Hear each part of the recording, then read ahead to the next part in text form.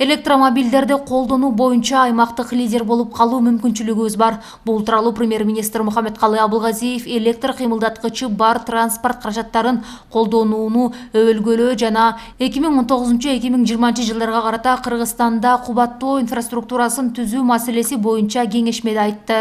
Өкмөт башчы дүйнөлүк тенденцияда электромобилдик транспорт күн санап кеңири колдонулууда. Буга байланыштуу биздин өлкөдө бул багыт жашыл экономиканын бир артыкчылыктуу багыты катары каралышы керектигин белгиледи. Премьер-министр мамлекеттик органдар жарандарга үлгү көрсөтүшү керектигин баса белгилеп, мамлекеттик бюджеттен кошумча каражат бөлбөй, мамлекеттик органдардын автопаркын электромобилдерге өткөрүү программасын иштеп чыгууну тапшырды.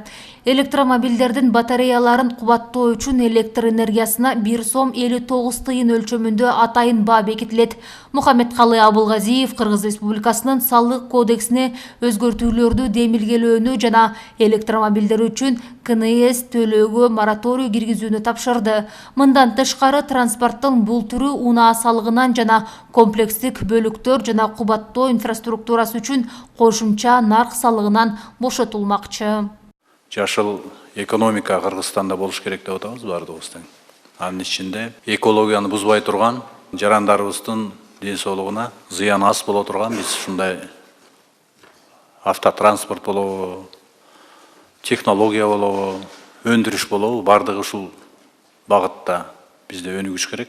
Октябрда 2019 жылдын октябрь айында да биз иш план иштеп чыкканбыз. Электромобилдерди колдоо боюнча.